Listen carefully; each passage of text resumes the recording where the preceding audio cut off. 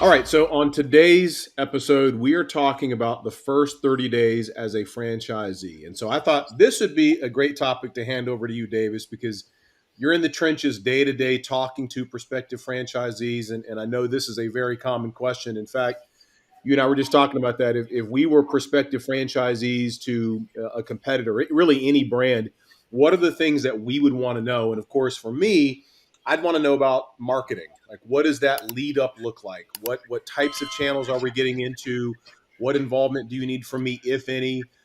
But on the just kind of checklist, let's focus on a checklist here for the first 30 days of a franchisee. When you think about a checklist, what are those things that a new franchisee should be aware of that they need to get started? What are those things? You want to talk about that a little bit? Yeah, I think it's important. So let me start with, I think anything that we do in life, especially when it relates to products or services where we are evaluating for consumption as a consumer, there's not enough out there in the world today, in my opinion, that gives the consumer a look at what this could potentially look like in your life, this product or this service. And so we were just talking pre-roll about a new moving company I learned about, and I was like, man, like how do they stand out from the pack, and why would people start to use their company versus others? And the wheels started turning, and I was like, well, if they could give a look, because for me as a consumer related to moving, as an example, I've never used a moving company, but I might in the future. I've got a family now. Like, I can't just pick up my bed and TV and, one bag, throw it in a car and move to the next apartment. Like, I've got a house now with a bunch of stuff that I probably wouldn't want to deal with if I moved from one location to the next. So what is it when I start my online experience looking for moving companies? A whole slew is going to come about. Like, this industry has been around for many, many years. How do I choose as a consumer one over the other? Well, price obviously is going to be a major factor. I'm probably going to look at reviews. I might talk to my neighbor or whoever, like, have you had a good experience with so-and-so? And the obvious things come to mind, like, well, who does the best job of like not damaging my stuff? Or, uh, do the workers show up uniformed? Are they dirty? Are they sketchy? Like, how does that work? So I thought for any moving company, particularly this one I just learned about, if you could start to document what a day in the life of a customer's move looks and feels like. Take some video, get out in the field with your guys, follow them around. What does it look like when they first show up? What do they talk about? What do they address? Do they start to just immediately go in and start, packing items, bubble wrapping, moving pads, labeling things?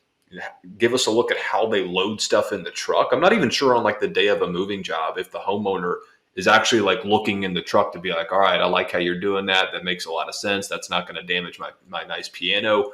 Good, like, or if we're just like, get it all in the truck and get it to point B. Like, you know what I mean? Yeah. But on a video, if I'm sitting here doing my research of moving companies and I see this company put out or has videos online that I can see and be like, all right, that gives me a decent feel of what that moving company would look and feel like for my move if I decided to give them my business. And then obviously all the ancillary stuff, like, if they have a pricing calculator or some easy way for me to figure out what the job is generally going to cost, like, that would be valuable to me. So, long-winded way of saying, as it applies to junk rate or franchising, I think those things still apply for folks looking to join our family.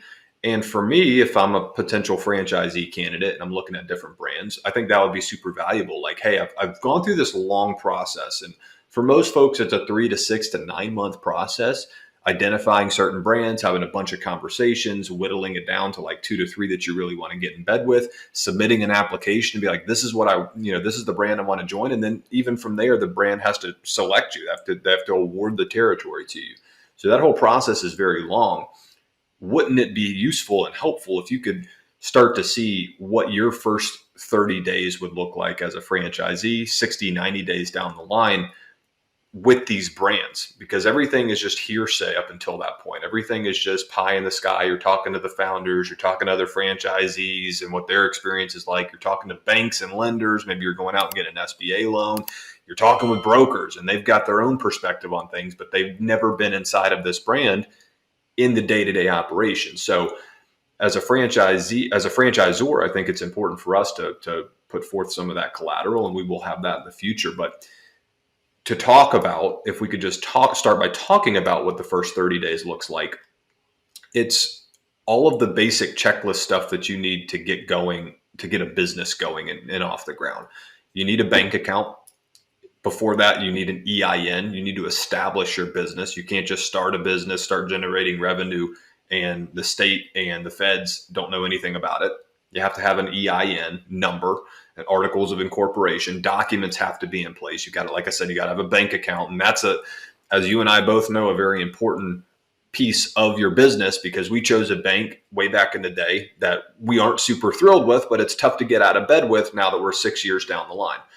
So choosing the bank and going through that process, setting up the accounts, getting credit cards and debit cards. How does that process work? Do you assign it to all the people in the field that are going to be doing jobs? Do you just have one on each truck? Like, how does all that work? There's a lot of conversations there.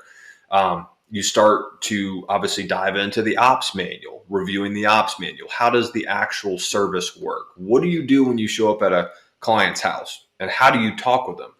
What are you wearing? Where do you park the truck? Do you use shoe booties or not? Do you take your shoes off? Do you not do it? Like, what's the playbook look like on site? You start reviewing all of that. On the remote side, again, with banks, EIN, insurance, you got to start working on insurance. Like, again, if you're a local mom and pop shop, not part of any franchise system, you can maybe get away with not having insurance while you start your business and prove the concept. And then down the line, when you start doing significant amounts of revenue and people take notice, like, yeah, you need to go and get insurance. But right out of the gates, as a franchise owner, part of a nationally recognized brand, you have to go and get insurance. Uniforms, truck, big ticket item. You need a truck, at least one. And with our brand, like, you have to go and get one. We suggest box trucks. You could potentially get a dump truck. That then needs to be wrapped and branded as junk raider. So I'm talking about the first 30 days, and I've listed a lot of things that could obviously spill into, the next 30 days. And now we're talking about this first 60 day, maybe even 90 days. But ideally, you should be operational in the first 30 to 60 days. When you sign your franchise agreement, all of the stuff I just mentioned starts. That process starts. We start working with you on that, getting all that stuff in place. Layering in on top of that is your world, everything marketing, because you can't just turn marketing campaigns on and overnight you start getting leads. But that's a huge piece of the business. So your job, Ted, starts, day one, working with that franchisee, the local market, our in-house marketing teams, and starting to set up campaigns, landing pages, phone numbers, so on and so forth. So that when this franchisee, the new franchisee, has all of the stuff I mentioned in place, you've got a bank account, a way to collect payment, money flowing through there. You've got your accounting system like a QuickBooks. You have leads start to come in maybe at, after the first month or so. A lot said there, but I'll pause and see if you have any comments, maybe specifically on the marketing side of things.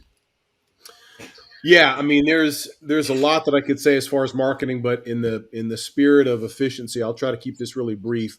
I guess the biggest thing that comes to my mind when we start talking marketing for franchisees is how much time that we and I have put in specifically on making sure that we have a great marketing team in place the day someone comes on board. I was doing some consulting a few years back. Gosh, it's probably been 4 years now. But at the time, I was working with the two founders of this company, and I was head of content. And the whole point was we need to get as much visibility out there as we can for our brand and this new product. And so I was really surprised because these guys had grown like crazy. I mean, phenomenal numbers. I was surprised that they didn't have an existing team in place. So I was like, so who does all of your ads? Because at the time they were spending a ridiculous amount of money on Facebook ads. That was their primary driver. And he said, well, we actually source that out. And I was like, what do you mean you source that out? Because when you're talking spending 10 million bucks a year just on Facebook ads, normally you want that done in house.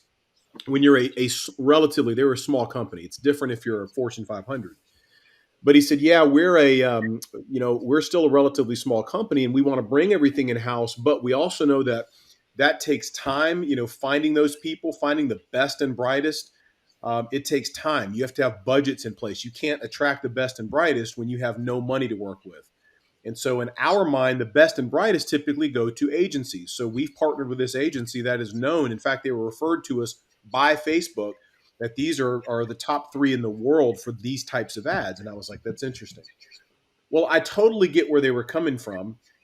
And my point in saying that is that's been my philosophy here for the first, I would say the first year, maybe two, is I have vetted, as you know, I have vetted, probably obnoxiously. So I do feel sorry for some of those agencies we've worked with over the years, because we have high standards and we don't want cookie cutter anything. I don't want you to just slap a landing page together in an hour using Instapage and it looks like doo doo. And that's just the truth. Most of these agencies out there, I see them all over Facebook groups. They're not great. I go in there and look at their campaigns. I look at their guys and I search. I've actually searched in those markets to see what kind of landing pages they're getting. Are they doing all the best practices? Dude, they're not. They're just not. Everyone takes these shortcuts, and I don't want to name names here, but most of these guys, in fact, let me change that. 100% of everyone that I've seen touted, that I've researched, not saying there's not some great ones out there, there clearly are.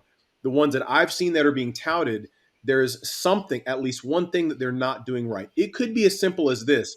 Yes, they're building a landing page and it's full of CTAs. It's full of the right call to actions. That's awesome. But it's ugly. It's visually ugly. It's not something that I would want to go on and really explore. Here's another one. They use all stock images. Where's the images of the actual business? Why isn't it smiling faces doing the job? Why is it everything I see? It's piles of junk. I don't want to see piles of junk. I want to see a friendly looking person with a branded uniform talking to a On a customer. pile of junk. Yeah, lots of junk. Like, guys, I get it. We're in the junk business. People don't need to see that to know that you're in the junk removal business. It says it. It says you're a junk removal company. So that stuff drives me nuts. But we have, I would say, done a great job vetting out these guys, these partners of ours, to where day one, when someone comes on board, I'll speak for me, day one, here's what we're going to be doing. The first day, we're going to sit down and talk about what are your goals, because nothing matters without that. Otherwise, I'm just throwing darts in the blind. I need to know what is your goal for your business. And obviously, we're going to be hand in hand with these prospective franchisees. So we're going to know, but okay, your goal is to do X amount your first month, right? You're saying minimum you want to achieve and you feel like you can do it. We agree. In this market, you have this truck, you have at least two people, if not three people, day one that are going to help. Okay, we agree. You can do 25 or 30 grand your first month. You can do 50 grand your first month if you have the budget, if you have the people. Keep in mind, those campaigns take a while to fully ramp up if you're talking Google ads. So your first 30 days, let's supplement that with maybe a Facebook ads campaign, maybe Google local service ads. I hear people go SEO. Yeah, true, but SEO doesn't kick in day one. That's the long game. That's the slow roast. If you want a microwave, that's your ads, and particular Google ads. So yes, we want to do those things in tandem, but to really get you going quickly, it's all about Google ads. So let's talk about that. We're going to set it up the right way. We're going to get exactly into your market, all the cities, all the right keywords, et cetera, et cetera. So from my vantage point, from a marketing standpoint, we're going to get very granular, and then we're going to use the team that we have partnered with as a company, this agency, who is phenomenal. I mean, absolutely phenomenal. We're going to partner you up with your own account rep. Everything's going to be done for you. You get to monitor the results along with us to see how your ads are performing. If you have feedback, we want you to be a part of that process. We're not going to just say, hey, we got it covered. That's the biggest thing that I have been looking for 6 years since we started, is that kind of a partnership. Now, having said that, is the day coming where we own 100% of everything in-house? We're doing everything in-house. Yes, of course. However, just like the company I worked with years ago as a consultant, their philosophy was correct, meaning when you are just starting off, we don't want to spend a really, really high-level person that manages that entire operation. That's a six-figure hire. When you're a small business, you have to be careful with those dollars. And that's why you and I have worn so many of those hats, to save that money, to make sure that we can pay our guys well, we can grow the business, we can build our software. So from a marketing standpoint, that's my position. But I would say this to a prospective franchisee as well. The level of attention to detail that you're going to get here, I would certainly argue is the difference, right? The fact that we are so hands-on, the fact that we know our business inside and out, not just junk removal, but we know it from a sales, marketing, operational standpoint because that's the world we come from in corporate America. And I think that's a massive advantage. The fact that we're going to treat every franchisee like family, the family that we love, not the ones that we dread when they come visit us. We're going to treat you like family. We're going to be there when you have a question, when you need help. We're not going to go, well, check out the manual. It's got all the answers for you. And I've been a franchisee. I've been with some really bad franchisors and franchisors, and it didn't work out so well. So I think that also brings a lens to this that is unique. We understand both sides of the fence. Yeah. Let me add one comment on the marketing piece before we move on. For anybody listening, in the junk removal space, the marketing, if you don't get marketing right, you're kind of screwed. In other products and services, you can get by with, a number of other avenues to obtain customers and get business. Yeah. Junk removal is very much so. If you don't exist on the first page of Google, you don't exist.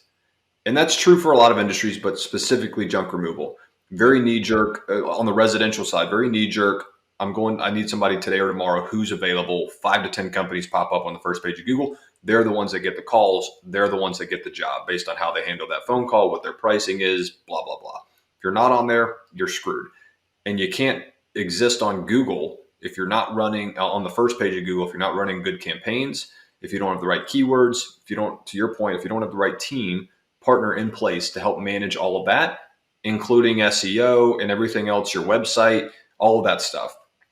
So if you don't have, I had this conversation yesterday with a potential candidate, I was like, and he was talking about costs and buying into the franchise and he's starting to add up the fees. And I'm like, I totally get it. There are fees associated with buying into a franchise concept, but 95% of the line items that you've outlined here are line items that you would have to account for and pay for if you just started your business on your own anyways. You have to go and buy a truck.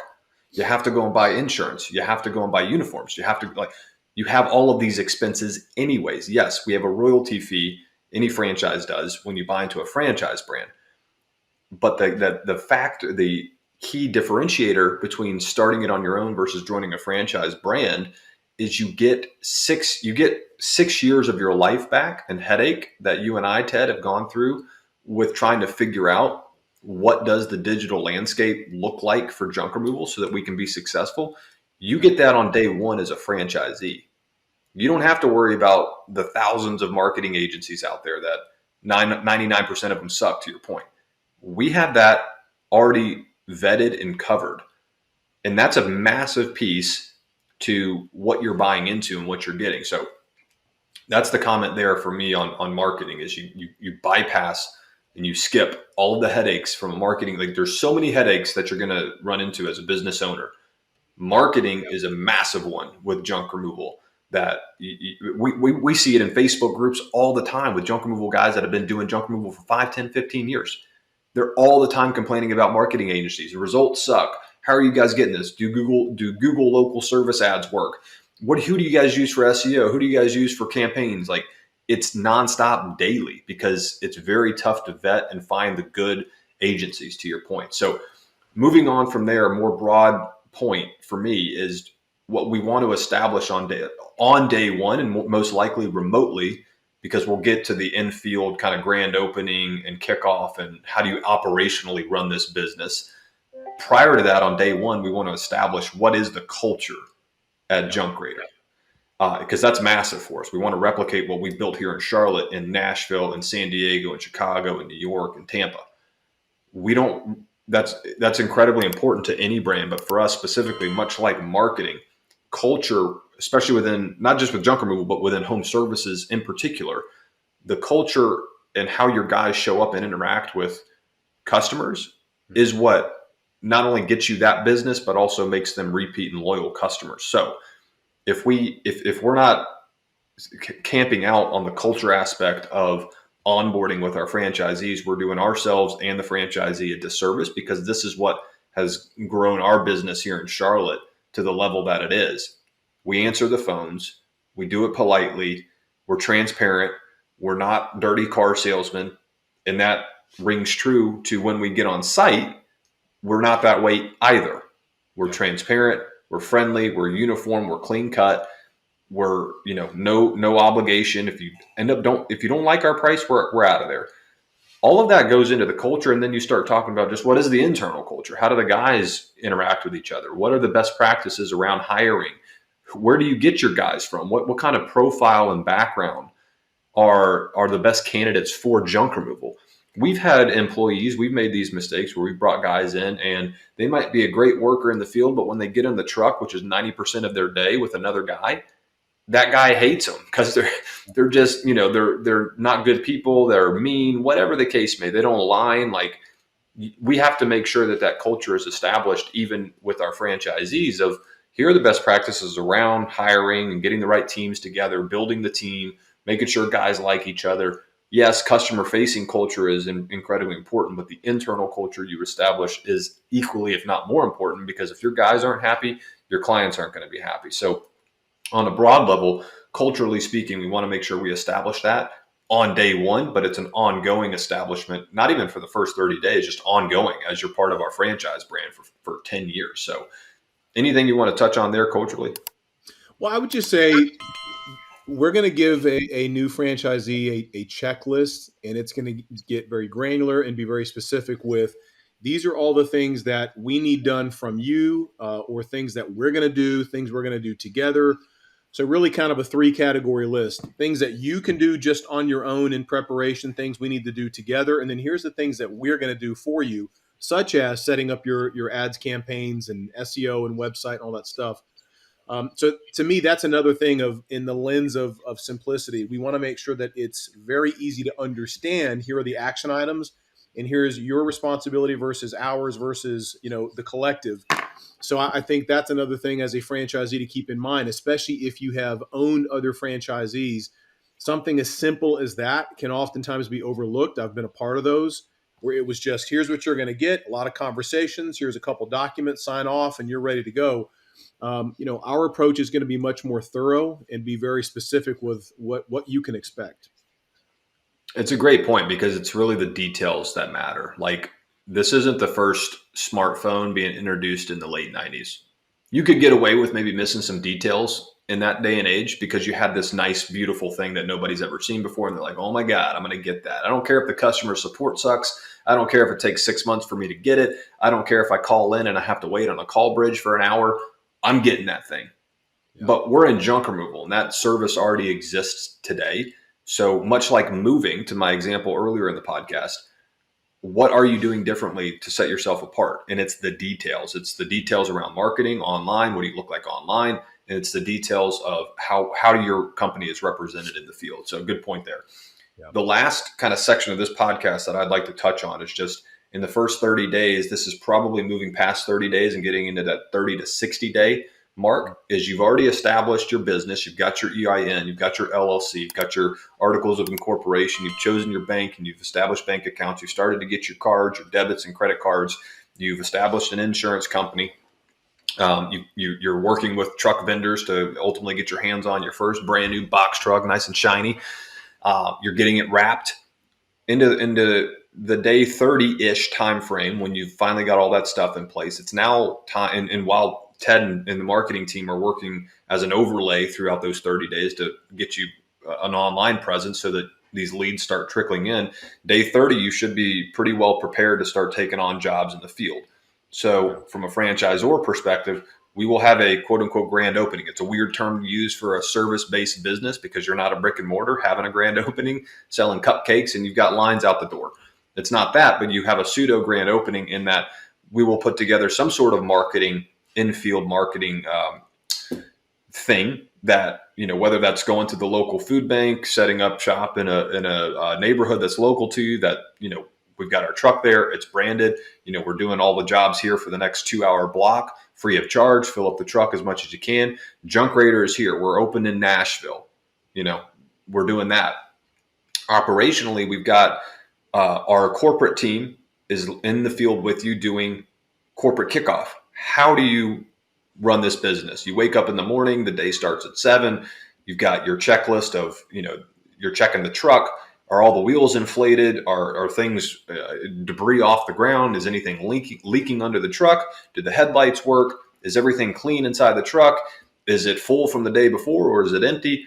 All of the things that go into setting yourself up for a successful day, and then taking you through those days, taking you through a schedule. Who's first on the first slot of the day? What do you do there? Do you call them? Do you text them? Do you let them know you're en route? What does all that look like? You get on site. How do you greet the customer? What's the playbook there? You've got their items loaded up. How do you load? What's the safest way to load a piano? What's the safest way to take apart a hot tub?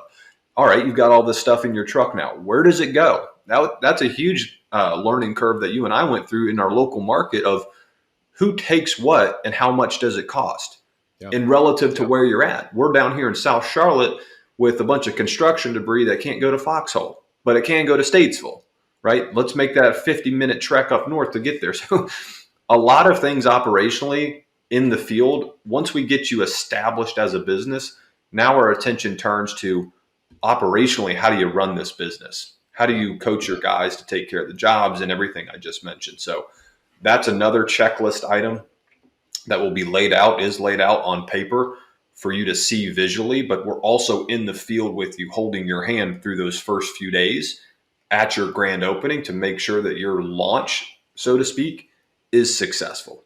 Yeah. Man, I don't know if I could have said it any better because I remember starting a franchise that I'll leave unnamed, a big national brand. And I was honestly shocked when they said, okay, great, you're ready. You signed all the paperwork, handed my check in, and it was time to start. I literally was like, okay, what's next? When am I going to hear from someone? When am I going to start getting these accounts? What exactly do I do from here? It was such a bad experience. I actually ended up getting out of that deal about 3 months later because it was not only was it a bad onboarding, but the accounts that I was promised, only one of them came through out of quite a few that were supposed to come through. So that has absolutely been etched in my brain ever since. And it's been a driving factor in why I think we both have been so, at least for me, I've been so particular with certain things because of my experience, knowing this was so bad. How do we make sure that never happens? And I think that's why we have gone to the links that we have to make sure that it is a seamless transition. We're crystal clear with what the expectations are, as well as, is this the right fit? I know we've talked about it several times, but I think it's important to underscore it again, that we don't want just anyone to join our franchise just because it's, hey, I've got the money. It's not about that. The money helps. Yes, you have to have money to start a business, but it's not simply about money for us. We want to make sure it's the right fit for both sides. We're going to be spending a lot of time together, like you and I, and we need to make sure that we're good partners. Are we really going to get along? Do we share the same philosophy? We don't have to agree on everything. That's not what I'm saying. But we do want to make sure that the no jerk factor rule is always in place here. We don't want to work with jerks. And if you feel that way about us, we get it. It's okay. We're not the cup of tea necessarily for everyone. I get it. So that's why it's so important to have this relationship on the front end to really flesh out that person and us, then go to the next phase. Okay, you've gotten through that phase. Now what is the next 30 days going to look like? And then once you sign on the dotted line and hand over that check, what exactly can you expect from us? Like the next day, we're going to give you a very clear itinerary of, here are the things you need to be working on. Here's how you get the right people, the right stuff, et cetera, et cetera. I think that's such a great point. Yeah, the last thing we want our franchisees to have is that negative feeling that you had back in the day when you first started. Like you just bought something. It's like buying a new TV and you get home and Best Buy was supposed to be following you home and they're not there. Yeah. Where's the TV that I just spent $2,000 on, right? So same feeling as a new franchisee. You just cut a check, literally just paid money. You saw this money go out of your bank account into somebody else's, and your day one, you own Junk Raider Nashville, and you're just kind of sitting there. The phone's not ringing yet. And you're just wondering, what do I do from here? That's where we as a franchisor are going to support. You're going to get a call from us. You are going to have an outline of what we are doing step by step to get you operational. So good point there. The last thing I'll mention before we wrap up here on the marketing side, we talked about all things digital.